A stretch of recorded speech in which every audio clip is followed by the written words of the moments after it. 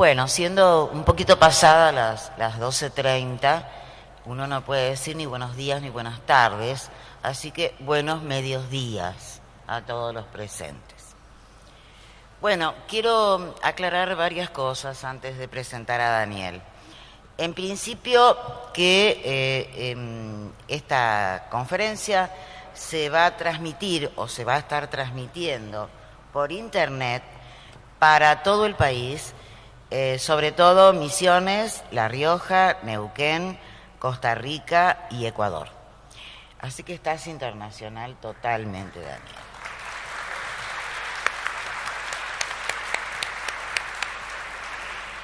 Daniel. Para poder ubicar la señal, acá me acaban de indicar, es ferialibro.formar.tv. Bueno, en realidad voy a hablar poco porque nos importa mucho más que hable Daniel. Pero hay un problema, Daniel, no sé cómo presentarte, con cuál de los nombres y cuál de los acentos. Porque acá te decimos Daniel Casaní. Y no sé, vos nacido en Barcelona, etcétera, etcétera, si es Daniel Casani.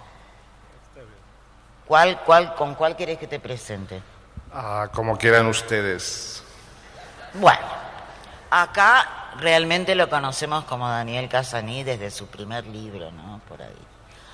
Bueno, como se darán cuenta cuando empiece a hablar, es español, nacido en Barcelona, trabaja allí. Les voy a leer muy breve el currículum, porque les cuento que acá tengo las 60 páginas del currículum de Daniel, que está por internet, que no voy a leer. Y además está en catalán. Con lo cual, por supuesto hay una versión castellana, pero yo encontré primero la catalana, la copié como uno hace generalmente, y me dije, no, te voy a presentar muy brevemente. Bien. Lo que sí, la mecánica, como siempre, es que las preguntas que le quieran hacer a Daniel, por favor, por escrito, va a haber personas pasando. Y también le pedimos puntualidad para después del receso que tenemos, puntualidad a los ponentes y a los asistentes. Sabemos que es poco el horario de descanso, que es 1 hora. Bien, si me equivoco en algo, por favor me corregís. Bueno. Daniel Casaní es profesor e investigador de análisis del discurso del Departamento de Traducción y Filología en la Universidad Pompeu Fabra. Es licenciado en Filología Catalana y doctor en Didáctica de la Lengua. Ha publicado más de 12 monografías sobre comunicación escrita y enseñanza de la lengua en catalán, español y portugués. Y entre los libros que conocemos mucho acá en la Argentina, Describir el escribir en 1987, La cocina de la escritura en 1993, Reparar la escritura 1993, Construir la escritura 1990, Tras las líneas 2006, Taller de textos 2006, Afilar el lapicero 2007 y Enseñar lengua en 1993 en coautoría. Ha publicado unos 80 textos, entre artículos científicos o en boletines y actas, en congresos, también en inglés y francés. Forma parte del Consejo Asesor de unas 15 revistas de letras, humanidades y enseñanza de la lengua en el ámbito catalán e hispano. Ha sido profesor invitado de posgrado, maestrías y doctorados de calidad en universidades e instituciones de más de 20 países, en Europa, América y Asia. Ha colaborado con los ministerios de Educación de Cataluña, Galicia, Euskadi, España, Argentina, Chile y México en programas de promoción de la lectura y la escritura. Por la juventud de Daniel realmente es impresionante tu currículum, ¿eh? Porque yo soy mayor, así que puedo darme ese lujo. Bueno, Daniel va a tomar un tema bastante, como siempre, controvertido, los pros y los contras. Su título está allí, Leer y escribir en línea, metáforas, retos y poder, que tiene mucho que ver con las nuevas tecnologías y con las redes, con la ortotipografía, con las metáforas y con todo lo que el mundo realmente tecnológico. Ayer estuvimos también en un excelente diálogo, pero Daniel tiene lo suyo, no va a leer, va a hablar, y va a hablar parado, y todo lo demás va a aparecer por allá. Daniel, tu momento. Muchas gracias, Susana. Muy buenos días a todos. Es un gusto y un placer estar nuevamente aquí en esta ciudad querida. También en este momento tan especial de disputas entre gente que tiene que ver a veces poco con nosotros, ¿no? Es un gusto también estar aquí ahora, ¿no? Y me gustaría pues poder corresponder con una bonita conferencia que explique mis puntos de vista sobre este tema tan especial que nos toca vivir, que es el de la adaptación a Internet, el del impacto que tiene Internet en la lectura, en los libros, en la escritura, en la educación, en la formación de ciudadanos letrados, ¿no? en comunidades letradas como las que vivimos. Estaré contento si consigo en este tiempo pues ofrecer una buena síntesis que les presente a ustedes las ideas más importantes de lo que voy a decir. Lo que voy a decir básicamente procede todo de un libro que se publicará en Anagrama en septiembre y que se titula En línea, leer y escribir en la red, ¿no? En línea es la denominación que prefiero para referirme a lo digital, a Internet, a lo electrónico, a las pantallas, a los teclados, ¿no? Porque es la idea que me parece más relevante. O sea, la más relevante de leer en una pantalla o de escribir en un teclado no es la pantalla o el teclado, sino que es que estás conectado a un gran universo donde hay miles de documentos y puedes hacer muchas más cosas que las que puedes hacer con un libro que no está conectado o con una pantalla que no tiene conexión, ¿no? De modo que en línea para mí es la palabra clave, ¿de acuerdo? Ustedes tienen aquí mis datos que pueden utilizar libremente. No soy muy activo en Twitter, pero sí en Facebook. Y esta presentación estará colgada en esta dirección a partir de la semana que viene, de modo que ustedes la pueden bajar. Se van a mi página web, buscan actividades, Feria del Libro de Buenos Aires 2012 y tendrán la presentación accesible en Scribd o en SlideShare, ¿de acuerdo? Vamos allá. Para resumir todo lo que quiero decir, pues voy a, en primer lugar, explicar 10 metáforas. La metáfora es un recurso epistémico para explicar cosas novedosas, cosas desconocidas, a partir de cosas conocidas, ¿no? Entonces es un recurso interesante para explicar qué es Internet, ¿no? Y cómo está cambiando Internet la lectura, los libros y nuestras personas y nuestra situación en el mundo, que es de lo que se trata esta conferencia. He elegido 10 metáforas que a mí me han ayudado a entender lo que está pasando, ¿no? Algunas son muy conocidas, otras son más desconocidas. En cualquier caso, yo las revisaré muy brevemente e intentaré mostrarles lo que nos aporta, ¿no? la explicación que hacen de la realidad. En segundo lugar, hay un segundo apartado con 12 transparencias sobre qué cambia, en que intentaré destacar algunos de los aspectos que cambian en la lectura en línea, ¿no? Hay muchas cosas que cambian, pero no todas son igualmente importantes, ¿eh? Por ejemplo, que haya hipervínculos, que a veces se ha destacado como una de las cosas más fundamentales, para mí no es tan relevante, ¿no? Hasta cierto punto ya hay hipervínculos en la lectura en papel, cuando pues saltamos de una palabra que tiene un superíndice a una nota a pie de página, por ejemplo, a una referencia bibliográfica, etcétera, ¿no? Aquí, en este segundo apartado, les explicaré lo que para mí es más relevante. En el tercer apartado haré algunas recomendaciones para educadores, mediadores, profesores, bibliotecarios, para gente que trabaja ayudando a otra gente a ser más letrada y a acceder al poder que otorga la palabra escrita, ¿no? Y acabaré con un resumen muy breve, ¿no? Intentaré usar la risa aristotélica que nos recordaba la escritora Schuher en la primera conferencia fantástica que escuchamos ayer. Y también intentaré replicar, comentar, ampliar algunas de las cosas que dijeron ayer en la mesa redonda, con las que estoy en algunos casos de acuerdo y en otras no, como voy a mostrar. Metáforas. La primera metáfora es esta, que ustedes ven. Esta es una fotografía de The New York Times, publicada hace 4 años, en portada, un dominical con un reportaje que hablaba del cambio digital. El cambio digital, ¿no? Y quizá una de las metáforas más poderosas que ayer no se mencionó es la de los nativos y los inmigrantes, el cambio generacional, ¿no? Aquí vemos una familia media, supuestamente norteamericana, o quizá no media, por la casa donde viven, ¿no? Pero lo sorprendente, según The New York Times, es que los niños o los hijos, la generación más joven, lee con pantallas y la generación de los papás lee con periódicos, ¿no? En España lo sorprendente sería que los 4 leyeran, pero bueno, es otra cosa.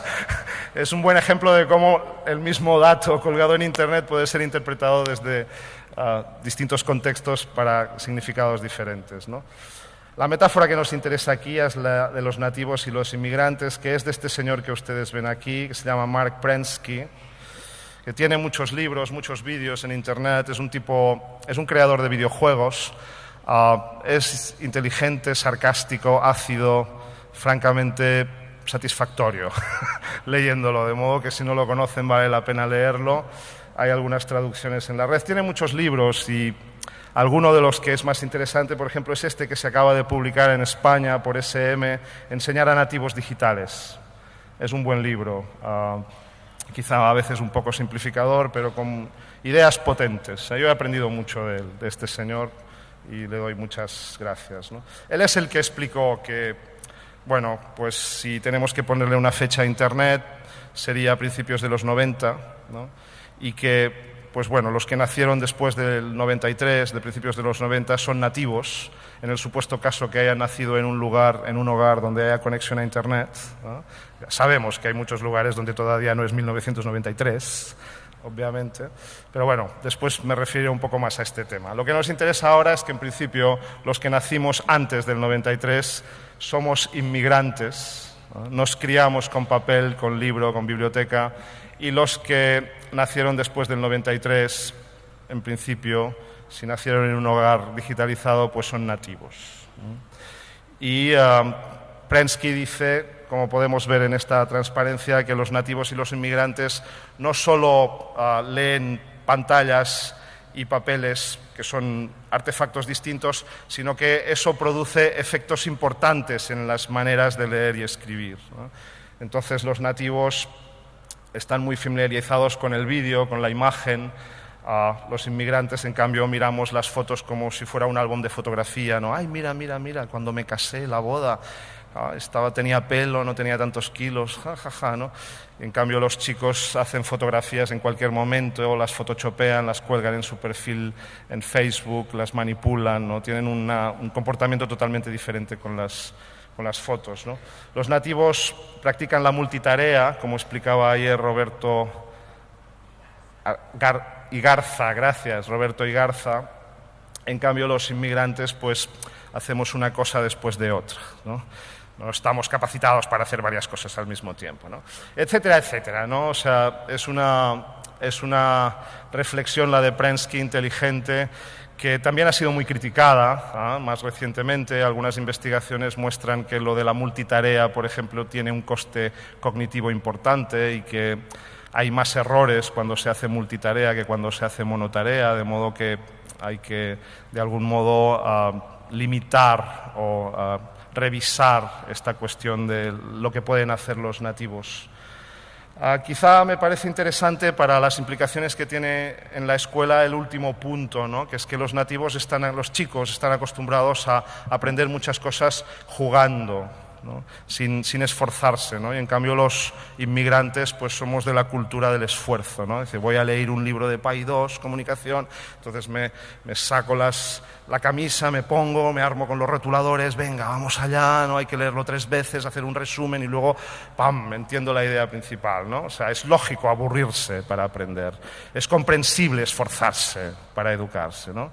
En cambio los nativos digitales dicen, pero ¿por qué tengo que aburrirme? Pero si yo juego a videojuegos, me conecto a las redes sociales, juego a este juego en Facebook, aprendo un montón sin darme cuenta, divirtiéndome. Qué aburrida que es la escuela, ¿no? El problema de la escuela hoy es que tiene alumnos nativos con profesores inmigrantes.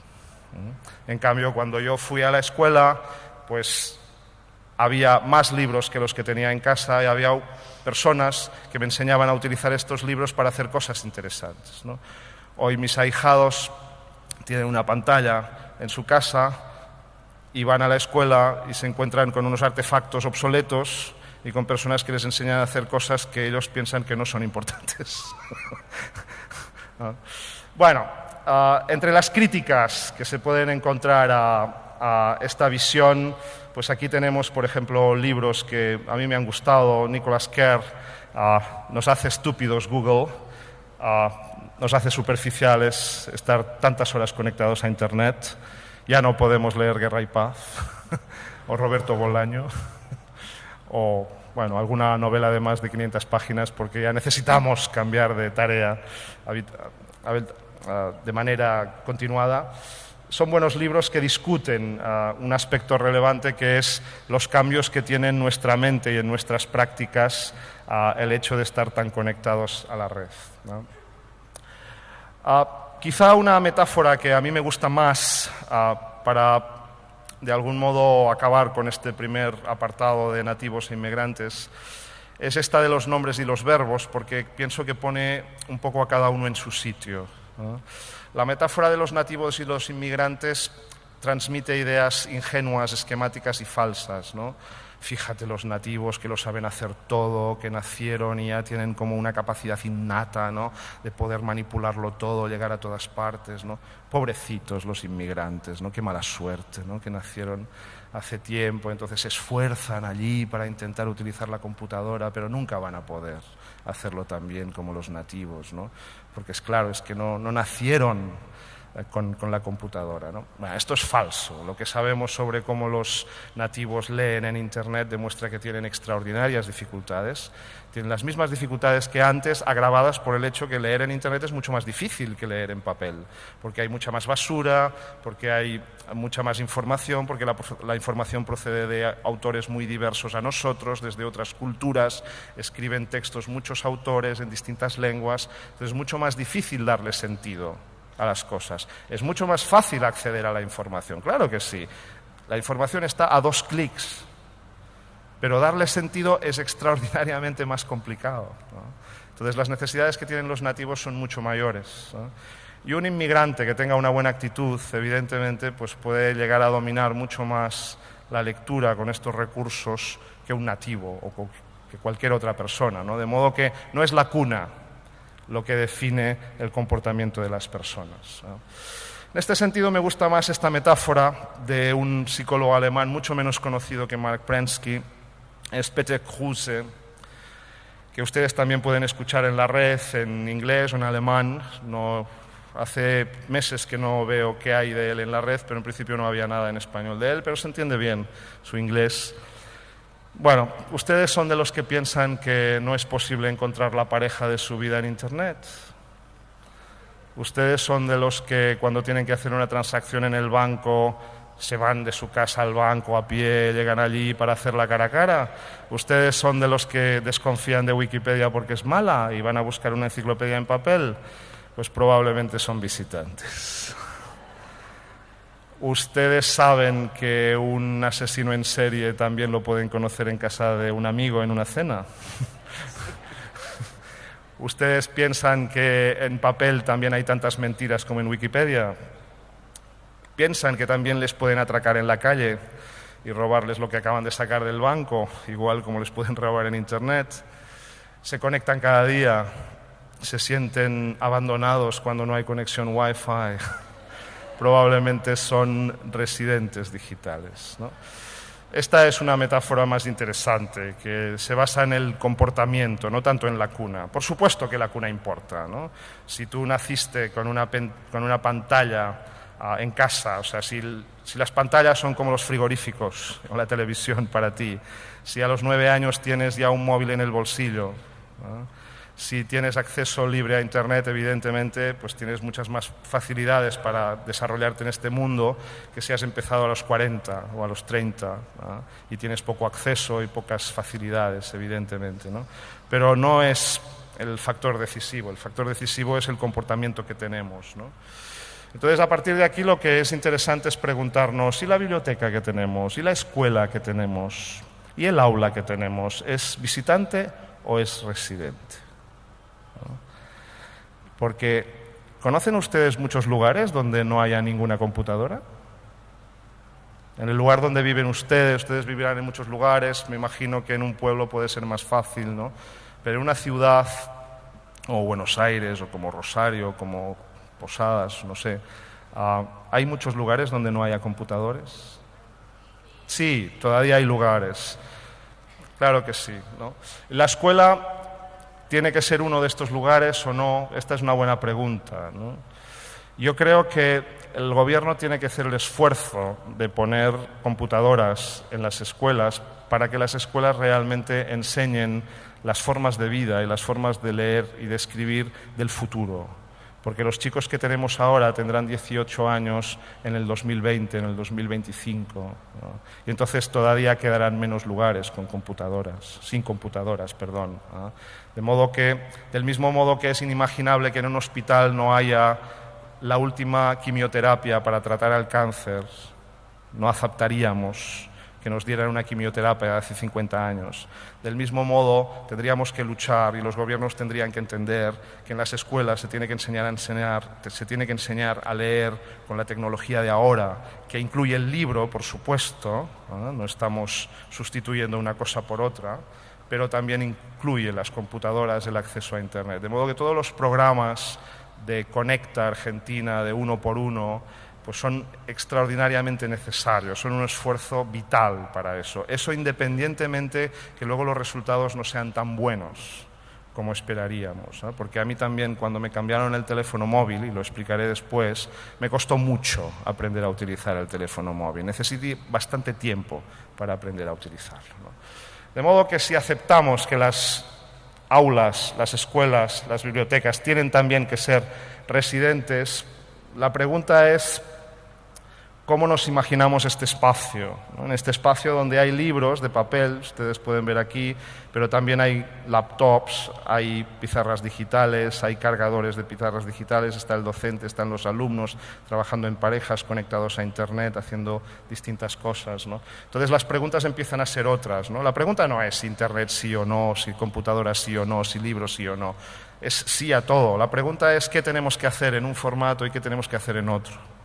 O sea, la pregunta que yo me hago es, con mis estudiantes, que lo tienen todo en Internet, que se toman el tiempo de tomar un autobús y un tren para venir a mi clase durante 1 hora y media, ¿qué les puedo ofrecer yo que realmente tenga valor y que justifique que me dediquen este tiempo cuando ellos desde su casa o desde un cibercafé pueden acceder a todo gratuitamente, ¿no?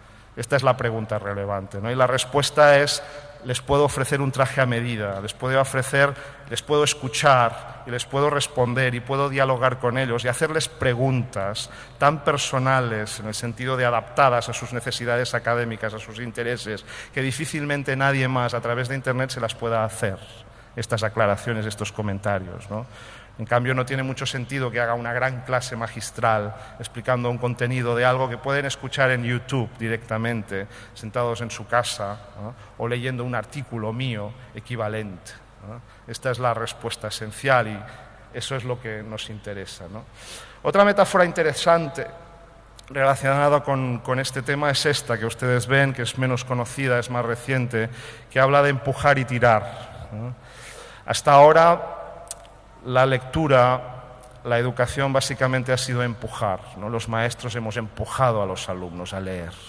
Los bibliotecarios hemos empujado a los lectores de bibliotecas a leer, ¿no? ¿Qué hay que leer? Lo que marca el currículum escolar, el canon literario, lo que se dice que es la buena literatura argentina o española, ¿no? El catálogo de las editoriales. Esto es lo que hay que leer y hay que empujar a los alumnos a que lo lean, ¿no? Eso es lo que pasaba antes de Internet. Pero ¿qué pasa cuando llega Internet y los alumnos se conectan a Internet? Pues que los alumnos empiezan a decir, mira, ¿sabes qué? Que no me interesa leer esto, que prefiero hacer otras cosas. Prefiero, pues no sé, leer cosas de Crepúsculo o de Perdidos, ¿no? Prefiero hacer un fanfic del Señor de los Anillos. Prefiero escribir una historia en la que los protagonistas sean mis amigos de la pandilla y la colgamos en Facebook y la comentamos, ¿no? Y quiero hacerlo como me dé la gana, con las palabras que me interesan a mí, con las que quiero, porque lo importante es que lo compartimos con mis amigos, ¿no?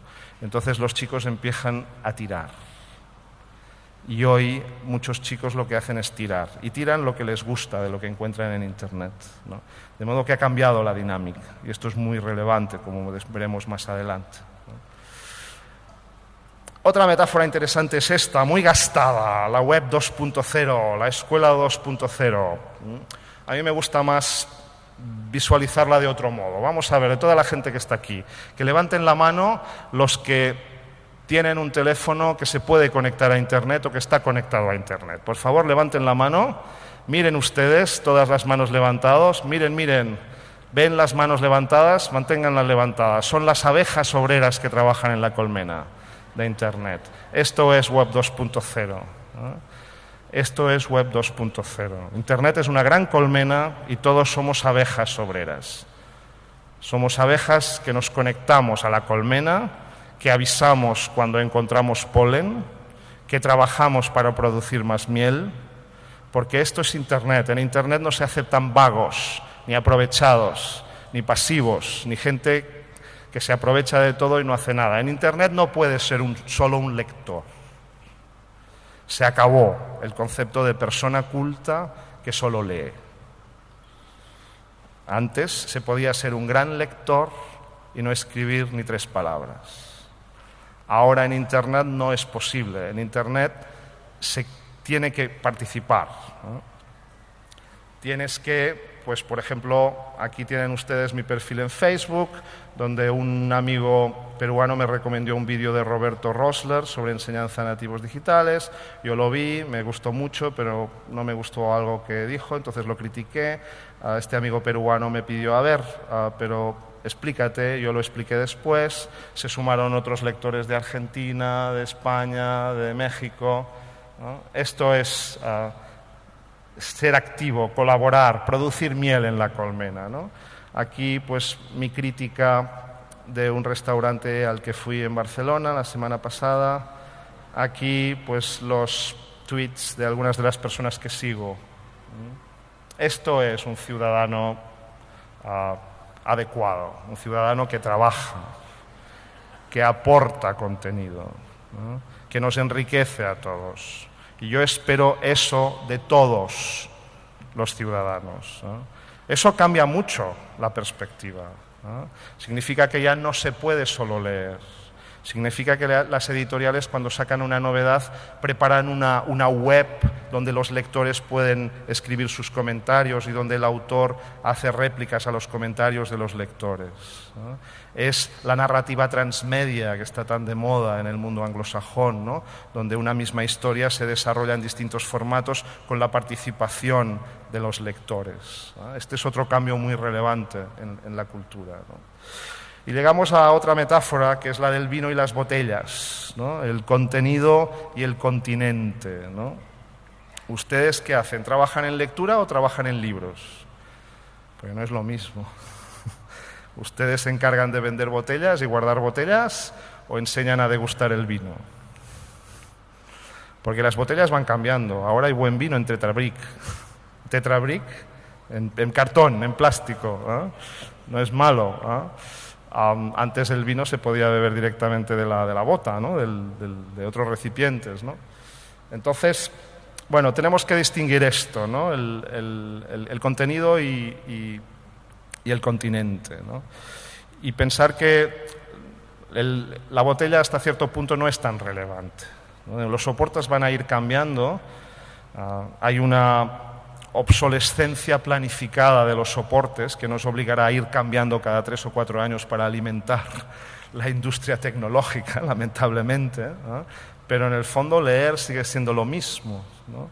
Es lo de la metáfora de los nombres y los verbos que ahora me estoy dando cuenta que no lo expliqué, ¿no? ¿Se acuerdan? La metáfora de los nombres y los verbos, con la idea de ir a prisa para poder hacerlo todo, me la salté, que dice que los chicos nativos digitales conocen básicamente algunos rudimentos superficiales, algunos logos, las botellas quizá, pero no saben degustar el vino, ¿no? Y en cambio los profesores sabemos degustar el vino. Quizá no sabemos, vamos a regresar, perdón, qué relevante, no, es una metáfora que me gusta mucho y me la salté, ¿no? Los chicos conocen los nombres, con logos, ¿no? Los bibliotecarios, los docentes, los educadores conocemos los verbos, que no tienen logo. Los nombres son volátiles. Ahora que había aprendido a utilizar el PowerPoint, ahora resulta que todo el mundo utiliza Prezi. Qué terrible. Todo está en constante cambio. Siempre llego tarde, ¿no? Siempre llego tarde, ¿no? El PowerPoint y el Prezi, ¿no? O ahora que había aprendido a utilizar Messenger, resulta que ya mis hijos están en Facebook, por ejemplo, ¿no? Entonces los chicos dominan estos logos, los profesores dominamos estos verbos, ¿no? Pensar críticamente, presentar las cosas con lógica, comunicar, tomar decisiones, ¿no? Entonces lo que nos dice Prensky en esta metáfora es que lo que tenemos que hacer es compartir, ¿no? Que los chicos nos enseñen los logos que conocen y nosotros les enseñaremos a pensar críticamente, a presentar las cosas con lógica, a ser rigurosos, porque esto es, con pequeñas variaciones, es esencialmente lo mismo en Internet o en un libro. Y eso es lo que no saben hacer los chicos, ¿no? De modo que trabajo vamos a tener siempre y más todavía, ¿no? Y bueno, regreso a la metáfora del contenido y del vino, ¿no? Esta es una metáfora que se ha utilizado también mucho para intentar separar lo que es el cambio tecnológico del cambio metodológico, ¿no? Porque muchas personas a veces pueden decir, bueno, yo ya utilizo el PowerPoint, yo ya consultamos Internet de vez en cuando, ya hemos hecho innovación metodológica, ¿no? Confunden tecnología con metodología, ¿no? Entonces son dos cosas distintas. O sea, por poner ordenadores no necesariamente eres más moderno. Puedes estar haciendo lo mismo que antes, pero con ordenadores en vez de papel, ¿no? De hecho, en España lo que ha tenido más éxito es la pizarra interactiva y digital, porque es la que permite al profesor ser todavía más magistral, ¿no? Allí donde hacía una gran conferencia magistral con palabra, leyendo, pues ahora utiliza un maravilloso PowerPoint, pero sigue castigando a los alumnos con horas y horas de escucha, ¿no? Sin más enseñanza centrada en el alumno, ¿no? Entonces, esto es importante aclararlo. Queremos los ordenadores porque es cómo se utiliza buena parte de la lectura y la escritura en este mundo, ¿no? Luego hablaremos más del cambio en innovación didáctica, de la mejora en innovación didáctica. Por ejemplo, ahora se habla mucho de WebQuests y de Moodle. No sé si ustedes están familiarizados con WebQuest, que es un tipo de ejercicio que se hace en línea íntegramente, ¿no? Bueno, dependiendo de cómo haces una WebQuest, no deja de ser una tarea tradicional cerrada de lectura de las que había en cualquier libro de texto. De modo no que por hacerlo en WebQuest eres más moderno. Quizá eres más tecnológico, pero metodológicamente estás igual de anticuado que antes. Entonces, Moodle o una plataforma de aprendizaje en línea de software libre, ¿no? Que muchos centros tienen ya, bueno, puedes hacerlo de una forma absolutamente tradicional, ¿no? De modo que no por incorporar eso a tus clases, pues realmente cambia tu metodología en un sentido muy positivo, ¿no? Bueno, aquí tienen un ejemplo de eso, pero me lo voy a saltar. Otra metáfora que me parece interesante es esta, ¿no? La metáfora del producto y del servicio, ¿no? La idea que el libro y la lectura son un producto, o el libro básicamente es un producto, o ha sido un producto hasta ahora, ¿no?, que podemos comprar en esta maravillosa feria, ¿no?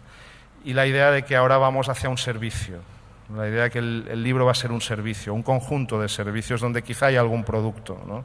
Pero un libro ya va a ser algo que también lo podremos tener, lo podremos leer, pero ya hay muchas más cosas vinculadas, como pues consulta en la web, por ejemplo, de fanáticos lectores de este autor, donde hay críticas, hay comentarios, hay información web del autor que estás leyendo, etcétera.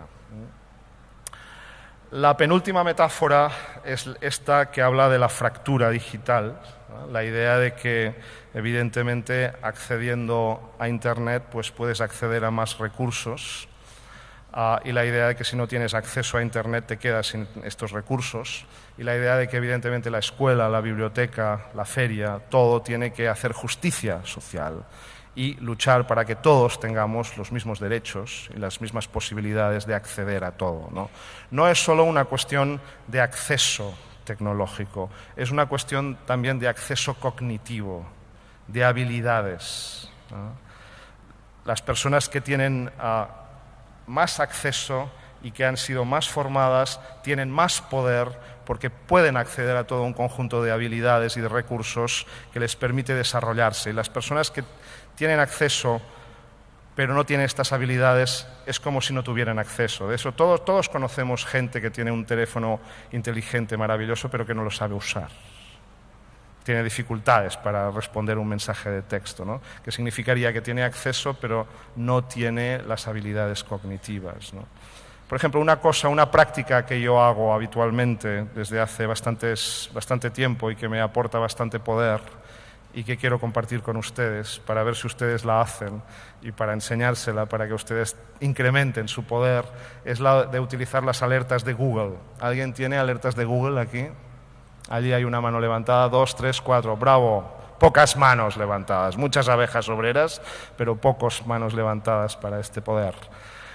Yo tengo 2 alertas Google, una con mi nombre, de modo que semanalmente Google me envía un mensaje, un correo electrónico, con los vínculos de todos los lugares donde alguien escribió mi palabra, mi nombre, Daniel Cassagne, de modo que yo me entero de muchas cosas que ocurren en la red a partir de eso. Tengo la suerte de tener un apellido raro, ¿vale? Entonces eso me facilita. También tengo una alerta Google con el nombre de mi jefe, porque me interesa saber todo lo que se dice de mi jefe, de modo que cuando tenga que hablar con él yo sé por qué está pasando él, ¿no? Eso me da poder para poder vivir y ejercer mi trabajo de una forma más situada, ¿no? Es un ejemplo sencillo de cómo poder utilizar estos recursos, ¿no? De todos modos, esta es también una metáfora falaz, ¿no? La del superpoder, ¿no? Es decir, bueno, los ordenadores nos permiten aprender más, ¿no? El teléfono inteligente te da más inteligencia, ¿no? O sea, tú te compras un teléfono inteligente y tu coeficiente intelectual sube 20 puntos directamente, ¿no? Entonces, necesitamos los ordenadores porque se aprende más en el aula, ¿no? No, esto es una ingenuidad absoluta, ¿no? El ejemplo más claro es el del móvil, ¿no? Que lo voy a narrar porque satíricamente, porque ustedes también habrán pasado por eso, ¿no? Un día se muere su móvil, ustedes desesperados van directamente a la primera tienda de teléfono que tienen cerca de su compañía, ¿no? Y la compañía les dice, pero ustedes tienen miles de puntos, a ustedes le podemos dar un teléfono semi-gratuito, ¿no? Pagando poco dinero le dan el teléfono, ¿no? Y ustedes se van contentos a casa. Yo me fui contento a casa con mi iPhone, ¿no? Y decía, ¡ay, qué bien, tengo un iPhone!, ¿no? Claro, tardé unos 30 segundos en descubrir que tenía un problema grave, que es que una máquina, el teléfono que funcionaba muy bien, que yo dominaba perfectamente para hacer llamadas, se había convertido en un ordenador desconocido que yo no dominaba. Había que conectarlo a Internet, actualizarlo, sincronizarlo, había que poner todos los datos. Bueno, yo pasé 3 semanas espantosas, fue un dolor de barriga increíble. Necesité 3 semanas para aprender a sobrevivir con esta máquina, ¿no? Y luego, poco a poco, he ido aprendiendo a utilizar todas las posibilidades que me ofrece esta máquina, ¿no? A darme cuenta que la puedo utilizar para tomar notas y que no necesito un papel, que la puedo utilizar para llegar a los lugares, que puedo tener la agenda guardada aquí, que puedo consultar mi correo electrónico cuando voy en el autobús. Yo calculo que he tardado unos 2 años y medio. No estoy bromeando. He tardado unos 2 años y medio en... O sea, aprender a darle clic aquí y allá es fácil si le pones tiempo y tienes interés. Pero cambiar los hábitos de tu vida, porque estamos hablando de eso, o sea, no estamos hablando solo de cambiar un papel por una pantalla, estamos hablando de cambiar toda tu forma de vivir, toda tu forma de acceder a la información, toda tu forma de manejarte, de relacionarte con tu entorno. Eso requiere muchos años, ¿no? Si en el caso de una persona sola, con una buena actitud, con un teléfono, he tardado 2 años y medio, ¿qué ocurre con una comunidad, con una escuela, ¿no? Con las prácticas sociales de un grupo mucho más diverso y mucho más amplio? Evidentemente necesitamos mucho más tiempo. Claro que sí, después de estos 2 años y medio de aprender a utilizar todas las posibilidades que me ofrece este recurso, de haber aprendido a utilizar las alertas Google, los traductores, los verificadores, a buscar la información, tengo la misma inteligencia que antes, pero accedo a mucha más información que sé manejar de manera más dúctil y tengo más poder. Claro que sí. Y eso es lo que tenemos que utilizar en la escuela para repartirlo entre todos, ¿no? Pero la idea de que con un portátil ya todo es maravilloso, evidentemente es la idea del falso Superman hinchado que tenemos aquí. Bueno, ¿qué cambia? ¿Qué cambia? Rápidamente, porque ya queda poco tiempo. De esta cocina a esta, ¿eh? ¿Cómo han cambiado las cosas? Bueno, una primera idea importante en la que hay bastante acuerdo es que las cosas han cambiado mucho más fuera de la escuela, fuera de la biblioteca, en la vida privada, en las casas de las personas, que en las escuelas, en las aulas, en las bibliotecas, ¿eh? O sea, la vida de las personas ha cambiado mucho en sus aspectos ociosos, privados, en las actividades que hacen en línea, en ocio, que en lo que es la educación formal.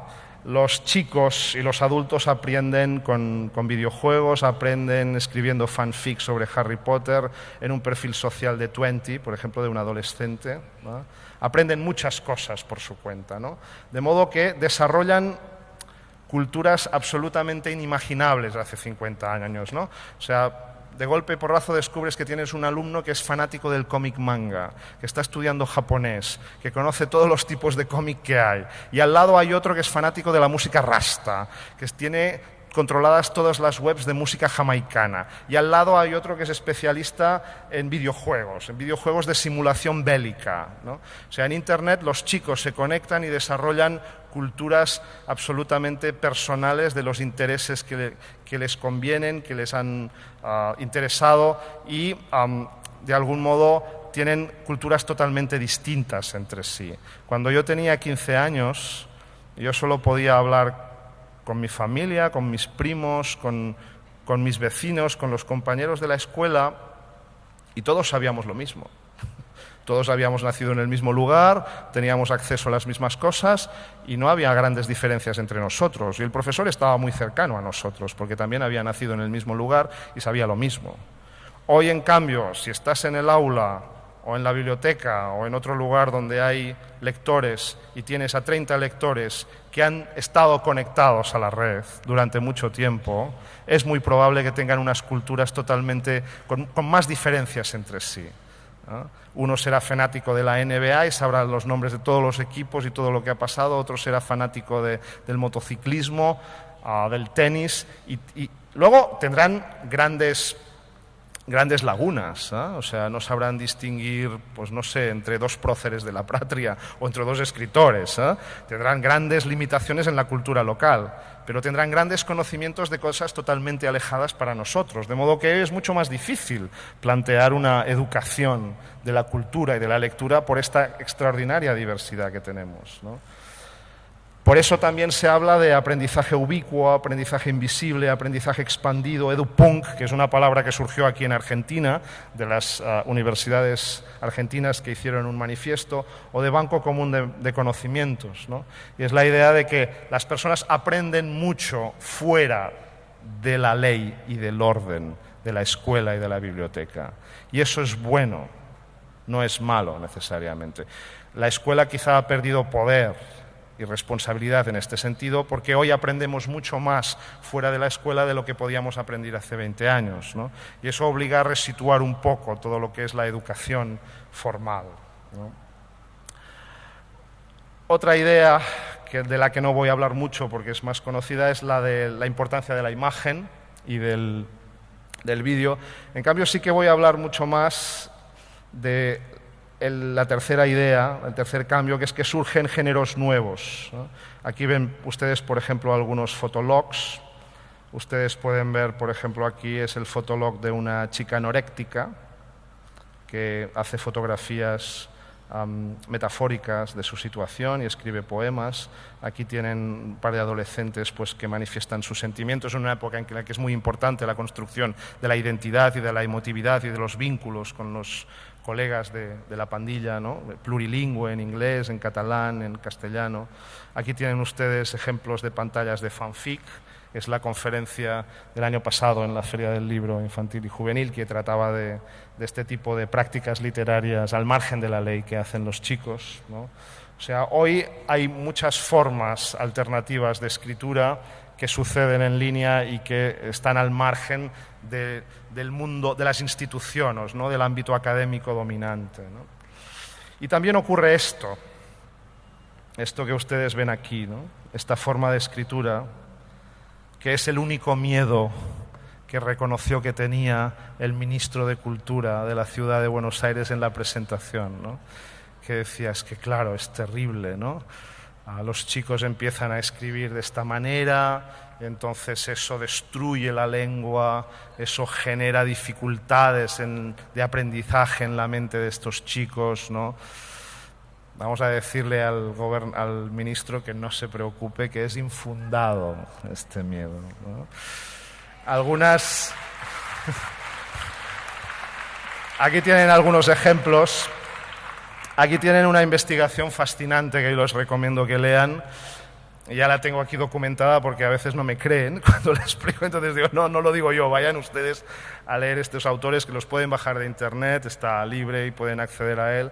Es una investigación de unos psicólogos británicos que trabajan con niños que tienen acceso a un móvil desde muy pequeños, entonces hacen un seguimiento desde los 12, desde los 13 años, desde que los chicos tienen móvil y empiezan a mandarse mensajes de texto sin tildes, sin vocales, sin H's, sin consonantes mudas, ¿no? Eliminando los dígrafos y jugando con los signos de matemáticos, empiezan a mandarse mensajes de este tipo. Pues entonces estos investigadores hacen el seguimiento de estos chicos y lo que han descubierto es que estos chicos que están expuestos a este tipo de lenguaje y a este tipo de situaciones de comunicación durante cierto tiempo, después sacan mejores notas en pruebas estándares de lectura tipo PISA o de vocabulario. De modo, no es que sea malo, es que es bueno. Más allá de la sorpresa, vamos a pensarlo con una cierta lógica.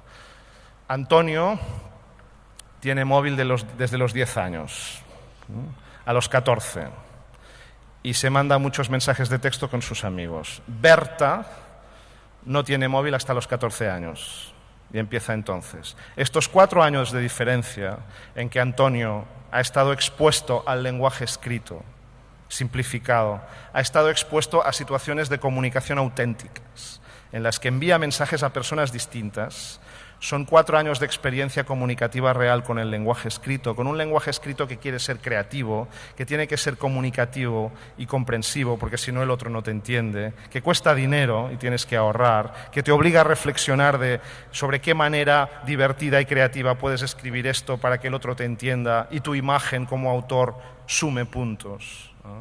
O sea, todo eso contribuye a desarrollar el lenguaje, no lo perjudica. Todo lo contrario, Berta tiene 4 años menos de experiencia con esto y está más atrasada. No estoy diciendo que tengamos que comprar teléfonos móviles, por supuesto, a todos los chicos, ¿no? Pero sí que tenemos que cambiar esta actitud tan negativa con relación a determinadas formas de escritura, ¿no? El quinto cambio relevante es el de la tecnología, ¿no? O sea, en línea tenemos muchos recursos. Pronto veremos sentado en una cafetería de Buenos Aires a un grupo de holandeses que piden al mesero que se acerca, y cuando se acerca al mesero le ponen el teléfono móvil al oído y escuchamos «una cerveza fría». Resulta que el holandés o quien sea el turista, ¿no?, pues se ha ido desde su wifi en la cafetería a un traductor, escribió en su lengua «una cerveza fría, por favor», lo tradujo al español, lo tiene en pantalla y cuando llega el mesero le da a la tecla de oralizar y lo enchufa al oído, de modo que la máquina pronuncia la palabra y el mesero se sorprende, pero inmediatamente le trae la cerveza, ¿no? O sea, en la red hay infinidad de recursos. Hay muchas posibilidades que si tú sabes cómo utilizarlos, pues te ofrecen grandes posibilidades para multiplicar y ampliar tus posibilidades comunicativas. Lo que ocurre es que es engañoso, porque debajo de una interficie zen, blanca, pura, ¿no?, donde hay unas pantallas y un clic, parece que todo sea mágico y fácil. Y esto es engañoso, porque tienes que conocer los sistemas, ¿no?, para poder manejarlo, ¿no? En este último libro que estaba escribiendo tenía que escribir sobre una fotografía formada por otras fotografías, una fotografía con las portadas de mis libros que tengo en Facebook. Y entonces yo sabía que en español hay una palabra para referirte a cada una de las piezas que componen un mosaico, pero no me acordaba de la palabra. Bueno, ¿cómo lo hago? Entonces me fui a un diccionario, que es el diccionario Dirae, del español, que es un diccionario que entra dentro de las acepciones y los ejemplos de la lengua española, del diccionario de la Real Academia Española de la Lengua, y escribí mosaico. Entonces me salieron todas las veces que aparece en el diccionario de la Real Academia Española de la Lengua, en los ejemplos, en el lema o en las definiciones, la palabra mosaico. Y en el número 6 apareció tesela, cada una de las piezas que componen un mosaico. Entonces dije, ya está, es la palabra tesela. Y procedí a continuar la escritura de mi libro. Este es otro ejemplo de cómo se pueden utilizar inteligentemente las tecnologías. No tiene ningún sentido en estos momentos enseñar la acentuación o la B corta o la B larga a los chicos, cuando muchos chicos escriben en pantallas donde la B larga y la B corta la pone automáticamente muchas veces, ¿no? Lo que tenemos que hacer es repensar esto y pensar cómo podemos enseñar ortografía, que hay muchas necesidades ortográficas de los chicos. No estoy diciendo que no haya que hacerlo. La ortografía tiene mucho valor social, mucho valor social. Estaba hablando con unos amigos argentinos sobre, estaban chateando por internet con distinta gente profesional, personal, y decían, es que claro, cuando te envían mensajes con faltas de ortografía ya no quieres seguir. O sea, tiene mucho valor la ortografía, pero no tiene sentido enseñar las reglas que utilizábamos en la época del papel para escribir. Lo que hay que hacer es empezar a utilizar el verificador ortográfico y todos los recursos que podemos encontrar en la red de tipo conjugadores, silabeadores, acentuadores, analizadores morfológicos, sintácticos, que hay muchos y gratuitos en la red en español para trabajar con los chicos de una manera mucho más divertida, inventando palabras y conjugando verbos, por ejemplo, que no existen y dándoles significados diferentes, ¿no? Voy a ir terminando ya. Leer, este es el último cambio, es buscar información. Vale, gracias. Un poco de tiempo tengo todavía. Leer es buscar información. Entonces, cambia todo. O sea, una cosa urgente que hay que enseñar a hacer a los chicos es a utilizar esta pantalla. Enseñarles que hay otros buscadores aparte de Google. Enseñar que la palabra que pones aquí te conduce a unas cosas u otras y que es muy importante. ¿Cómo buscas esta palabra? La diferencia que hay entre estos resultados y estos, por ejemplo, ¿cuál es la diferencia? Estos son patrocinados. ¿Qué significa esto? Que la persona que está detrás de esta web cobra cada vez que tú le das clic aquí. Pero eso realmente hace que sea malo el resultado, ¿no? Pero evidentemente es diferente del que tienes aquí abajo, ¿no? En definitiva, en la red hay mucha más basura, hay mucha publicidad. Es el resultado de la libertad de expresión. Es fantástico. Cualquiera puede decir lo que quiera en Internet. Cualquiera puede decir que España es para los españoles, que las mujeres no pueden estudiar y tienen que quedarse en la cocina, o que el matrimonio gay es un escándalo y una vergüenza. Si impedimos que alguien homofóbico, machista y xenófobo diga eso, estamos limitando su libertad de expresión. De modo que hay que dejar que la gente diga lo que quiera, claro que sí. Lo que tenemos que hacer es cambiar la actitud de los lectores. No pueden ir como Caperucita Roja por el bosque leyendo en Internet, ¡ay, mira qué dice este señor! España para los españoles. ¡Qué bien que lo dice, me lo creo! No, claro que no. Tenemos que formar lectores críticos que sepan diagnosticar, encontrar la ideología en estos recursos. Y esto es enseñar a leer de una forma totalmente diferente de cómo se ha hecho hasta ahora. Porque hasta ahora en las escuelas se ha enseñado a buscar información auténtica, a buscar ideas principales. Esta es la pregunta fantástica, ¿no? En los libros de texto. Busca la idea principal de esto. Se presupone que existe una idea principal, que es verdadera, que tienes que memorizarla. Leer y comprender es creerte las cosas. No, pues vamos a cambiar esto, porque si no los chicos se van a Internet y se lo creen todo y buscan ideas principales, en vez de buscar autores. El autor, ¿quién dijo esto? ¿Qué interés tiene? ¿Y por qué lo dice? Y si lo dice es porque hay alguien que piensa lo contrario. Entonces vamos a entrar en este juego y voy a empezar a entender que entender las cosas no es creérmelas, que puedo entenderla y estar en desacuerdo, ¿no? Esa es una tarea importante que implica Internet, pero también los libros, ¿no? Entonces, enseñar a leer con libros y con Internet, buscando falsedades, buscando exageraciones, es una idea importante. Acabo muy rápidamente con 3 sugerencias porque quiero que ustedes tengan la oportunidad de hacer preguntas. Invito ya a hacer preguntas ahora por escrito, que luego voy a responder. Pongan un EVA en su vida, pongan una plataforma virtual de aprendizaje en su vida. Aunque tenga limitaciones, esto es Moodle, si no lo conocen esto es importante, es una plataforma universal libre que se está imponiendo de aprendizaje en línea que permite hacer algunas cosas en línea complementariamente el aula. No es perfecto, pero es una forma de incrementar la interacción según cómo se use, de mejorar la lectura y la escritura. Aquí tienen una herramienta que se está manejando en estos momentos, si la buscan en Google, guía de herramientas de Moodle, la encontrarán.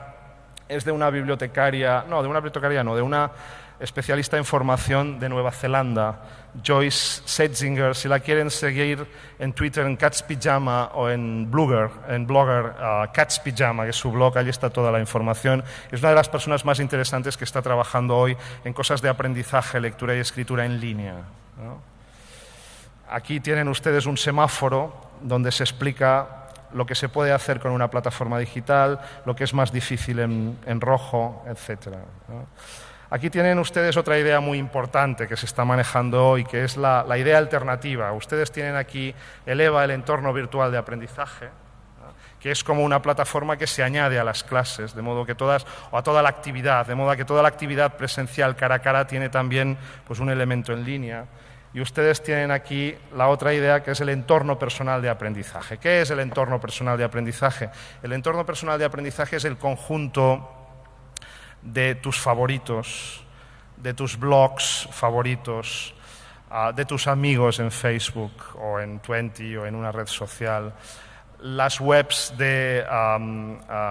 por ejemplo, de las disciplinas que te interesan, ¿no? O sea, todo el conjunto de contactos que tú tienes en línea, que es los que te hacen aprender, lo que te indican, mira este vídeo que está bien, ¿no? Mírate este texto que está bien. Hoy aprendemos todos mucho gracias a este entorno personal de aprendizaje. No es un concepto nuevo, ¿no? O sea, antes de Internet, mucho antes, pues el médico de un pueblo estaba suscrito a la revista de su colegio, seguía el journal periódico que le informaba de las novedades en su ámbito, podía leer el periódico en la sociedad o en la cafetería, ¿no? Se quedaba con los amigos para hablar de las novedades, ¿no?, que hay en el pueblo, de modo que es un concepto viejo, pero con Internet tiene mucho más poder, ¿no? Entonces la idea es, hoy tenemos que enseñar a las personas a construir su entorno de aprendizaje. Tenemos que enseñar a los alumnos a ver qué cosas son relevantes en la red según sus necesidades y a enriquecerse con las aportaciones de todos. Por eso necesitamos abejas obreras, no internautas pasivos que solo consumen. Nos interesa gente de la que podamos aprender también, ¿no? Otra idea relevante es la de, puesto que los alumnos aprenden mucho fuera de la escuela, fuera de la biblioteca, tenemos que conectar estos aprendizajes con el programa. Hay que establecer más vínculos, hacer dentro del aula, reconocer lo que hacen los alumnos y construir a partir de aquí. Hay que establecer vínculos, ¿no?, con el aula, con las redes sociales, con los videojuegos, con las páginas, con el cómic, con lo que sea que interese a los alumnos. ¿Cómo lo hacemos? Muy sencillo. Pregunten a sus alumnos, en primer lugar, a sus lectores, qué hacen fuera del aula. ¿Se conectan a Internet o no? ¿Qué les interesa? Pueden tener increíbles sorpresas, increíbles sorpresas. Aquí algunas ideas para terminar. Hoy yo creo que en la medida de nuestras posibilidades tendríamos que intentar ofrecer a los chicos experiencias lectoras con todos los soportes posibles, ¿no?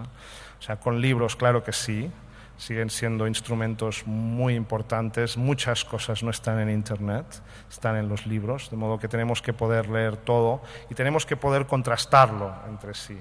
Esta es una idea poderosa. Nunca hay que leer un texto solo. Siempre hay que ponerlo en relación con estos textos, compararlo. Comparen lo que dice el libro de texto con Wikipedia. No son ustedes plurilingües, no entienden portugués y algo de inglés. Lean Wikipedia en varios idiomas, la misma entrada, para descubrir que no se presentan los conceptos del mismo modo también, ¿no?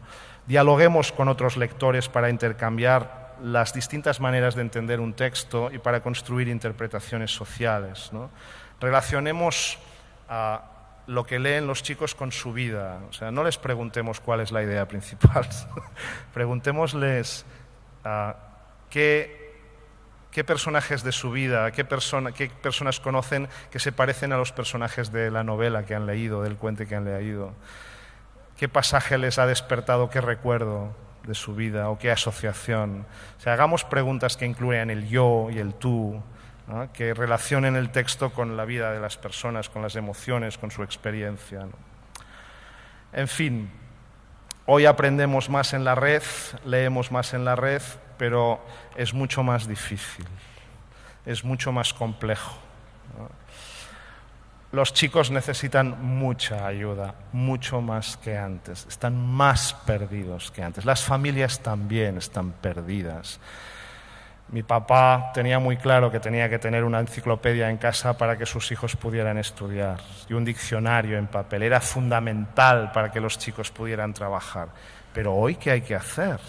¿Un diccionario de papel o acceso a Internet? ¿Internet es bueno o es malo? ¿Sigue siendo útil tener un diccionario de papel? ¿Tenemos que dejar que los chicos accedan a Internet libremente, a cualquier cosa? Los papás están confundidísimos, necesitan nuestra ayuda, necesitan orientaciones muy claras al respecto, ¿no? Necesitamos también lectores mucho más críticos que antes, mucho más suspicaces, ¿no?, mucho más situados en este mundo que nos toca, ¿no? Y en definitiva estamos a medio camino, ¿no? De modo que, para terminar, he dado muchas conferencias en los últimos años sobre este tema, entonces a veces te encuentras docentes, bibliotecarios, personas que te miran con una cara tétrica, de miedo, de pánico, diciendo: lo que está diciendo este hombre, por favor, qué mala suerte que he tenido, ¿no? Yo que me hice bibliotecaria o maestro porque me gustaban los libros y me gustaba tocarlos y olerlos, ¿no?, y que siempre quise enseñar a los chicos esto. Ahora que he llegado me lo cambian todo y no hay nada, ¿no? Qué deprimente, ¿no?, pensarlo así. Todo lo contrario, yo creo que es mucho más interesante verlo de una manera muy desangustiada, ¿no?, sin miedo, sin problemas, ¿no?, sin ataduras, con alegría, con risa, ¿no? Qué suerte que tuvimos, ¿no? Nadie más en la historia de la vida, de la humanidad, va a poder decir que conoció el mundo antes y después de Internet. Esto es fantástico, ¿no? Es una oportunidad increíble, ¿no? Sorprenderte cada día, ¿no?, viendo cómo aprendes una cosa nueva, cómo aparece un artilugio nuevo que no conocías, ¿no? Es mucho más interesante. Muchas gracias. Y todo lo que falta decir.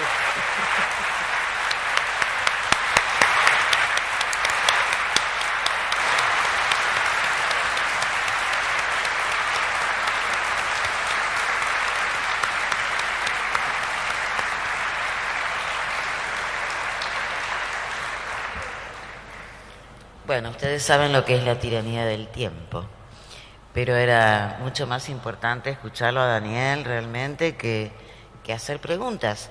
Pero nos podríamos tomar, a pesar de que la organización me va a decir que no, podríamos tomarnos 10 minutos nada más para hacer alguna pregunta.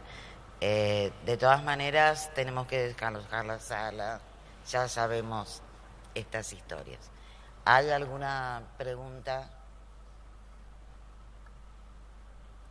Miles de preguntas, no me cabe duda. Pero tenemos que ir, Marta.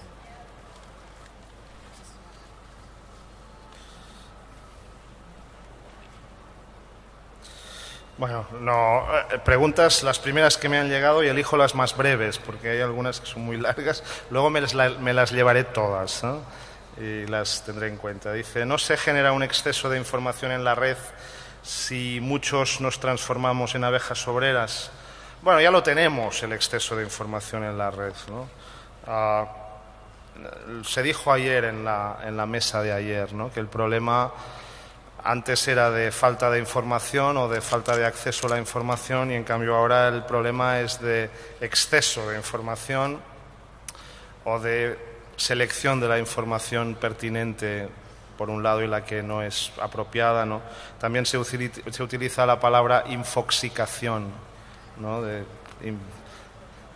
infección por exceso de información, ¿no? Yo creo que sencillamente se trata de cambiar la actitud, ¿no?, y de entender que no tiene sentido ni es posible leerlo todo. Se trata de leer las cosas relevantes para tu vida, ¿no?, según tus intereses, y de encontrarlas, ¿no? Se trata de desarrollar estrategias muy rápidas para darte cuenta de si algo te interesa o no y descartarlo sin problemas, no perder el tiempo. Se trata de pensar que hay muchas cosas interesantes, de modo que no vale la pena no perder tiempo en algo que no nos interesa. Contrastar la información también, ¿no? En la medida en que tenemos mucha información, lo importante pasa a ser la calidad, la fuente, ¿no?, la fiabilidad, y no tanto la cantidad, ¿no? Pero bueno, no sé si hubiéramos podido elegir entre no tener información o tener exceso de información, pues yo probablemente me quedaría con lo segundo, ¿no? Si pudiéramos elegir, que tampoco es el caso, ¿no? Dice, voy a leer, ¿no? Soy profesora en el nivel medio y con respecto al ciberlenguaje o escritura idiofonemática, comparto que no destruye nuestra lengua, pero los adolescentes están tan acostumbrados a escribir... no entiendo una palabra. Escribir es un problema caligráfico, de mi falta de... sin seguir ninguna regla ortográfica. Además de producir textos pobres y breves debido al límite de los famosos 144 caracteres, ellos naturalizan ese modo pobre de escribir, lo cual a la hora de producir textos no pueden hacerlo. ¿Qué opino? Bueno,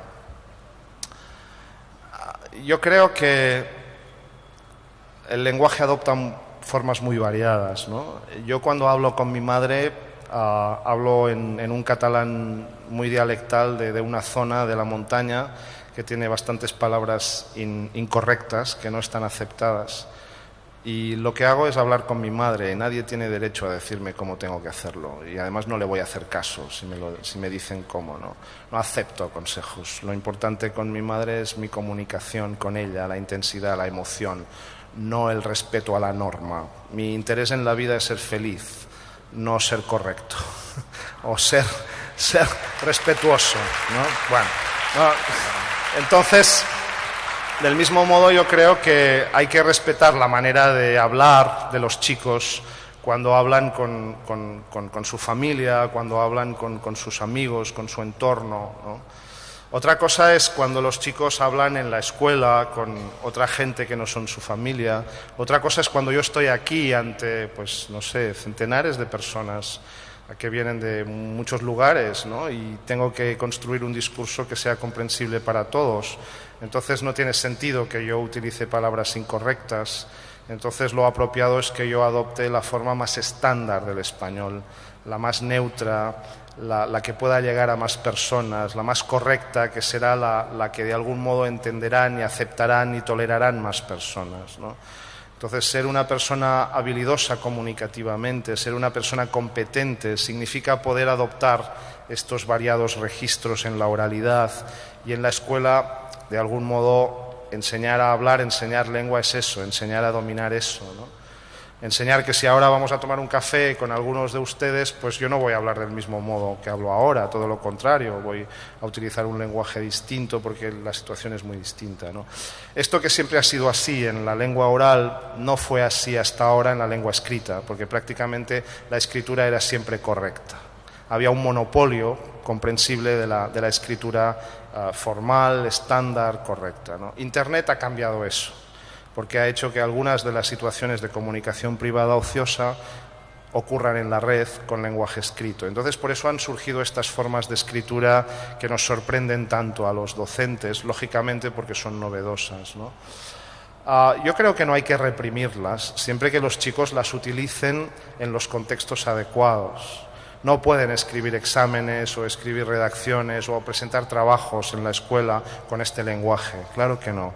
En la escuela se utiliza el lenguaje oficial, académico, con la normativa completa, ¿no? Los chicos tienen que entender a distinguir estas situaciones, del mismo modo que se presentarían, que van a la discoteca, a los bares, a las discotecas, a bailar de noche, y van con unos pantalones rotos y enseñando los calzoncillos porque es la forma de ligar, ¿no? Y saben que no pueden presentarse a la municipalidad a recibir un premio, a un acto donde está el alcalde vestidos así, que hay que vestir de otro modo, que hay que vestir de modo distinto según los lugares, pues del mismo modo el lenguaje se adapta a estos contextos, ¿no? Pero yo creo que este lenguaje es creativo, este lenguaje es lo que hacen los chicos fuera de la escuela, ¿no? Entonces podemos utilizarlo para trabajar a partir de aquí con otras cosas, pero evidentemente la escuela no tiene que enseñar eso.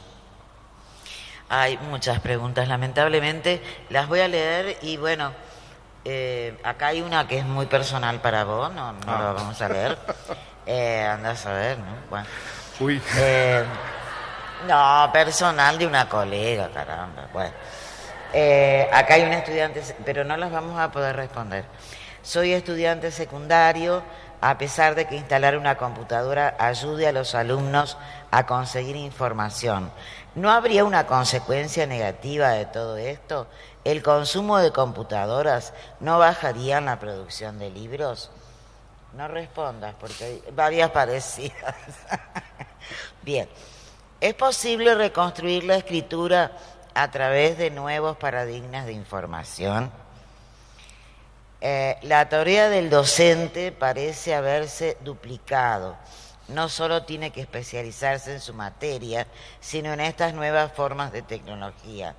¿No implica un cambio de función? Si aún así fuera, ¿cómo parar la angustia del docente que siente que nunca va a alcanzar al alumno y que todo le va a tener que costar el doble? Incluye su tiempo. El gran problema es ayornarnos culturalmente a los que conducen, no que se ayornen, a los que conducen la educación. Otra pregunta, ¿qué piensa de la enseñanza del latín en relación con la enseñanza del español y la era del Internet? ¿Vigencia o no? En mis 6 cursos, ninguno de mis alumnos sigue ningún blog,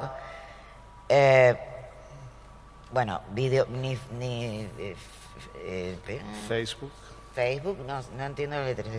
Es decir, que en lo que se refiere a la red, solo les interesa Facebook.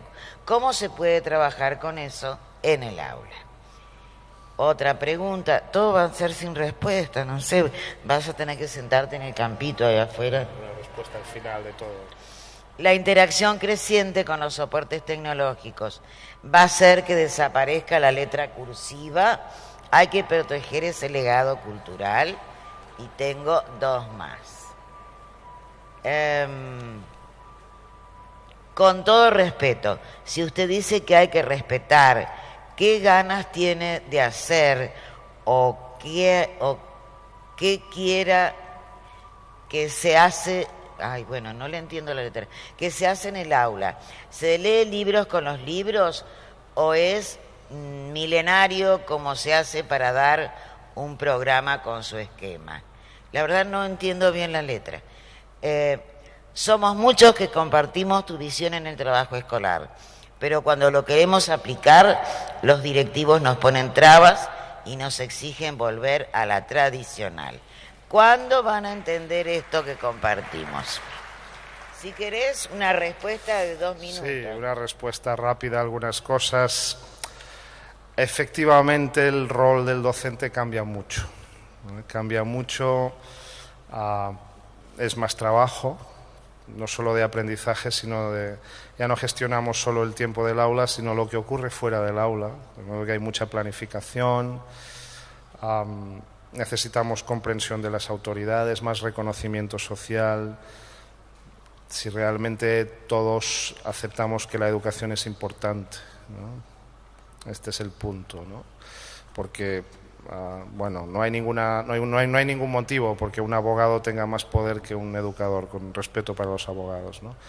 O sea, lo que tenemos nos lo hemos ganado nosotros, pienso yo. Entonces tenemos que ser más exigentes con la educación. Pero bueno, regresando a lo operativo, efectivamente, con todo eso, la tarea del docente cambia mucho.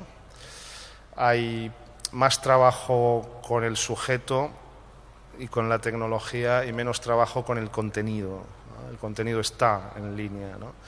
No necesariamente es negativo, yo estaba muy en contra de algunos cambios y la verdad es que me he convertido poco a poco en la medida en que vas viendo cómo los alumnos reaccionan, ¿no? Aprenden cosas distintas, están más contentos. Me sabe mal que algunas cosas que aprendían antes ahora no las aprendan, pero ellos son el futuro y ellos son los que aprenden y yo tengo un margen de acción menor, ¿no? Hay algunos recursos para intentar solucionar esto de una manera más fácil, mucho mejor si no estás solo, ¿no? Si sois un colectivo dentro de un centro, si es todo un centro que cambia, mucho más difícil si estás solo, muy difícil si estás solo y no hay nadie alrededor, ¿no? Pero bueno, no hay otro camino, en mi opinión, ¿no?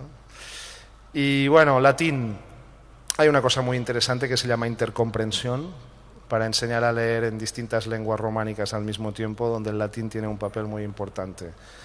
San Google les dará más respuestas, intercomprensión. Y la otra pregunta era, sí, Facebook y redes sociales. Aquí en Argentina está uno de los proyectos más importantes de utilización de redes sociales para aprendizaje, que se llama el proyecto Facebook, del profesor Alejandro Piscitelli de la Universidad de Buenos Aires, que es un excelente libro que ustedes se pueden bajar de la red gratuitamente. Muchas gracias.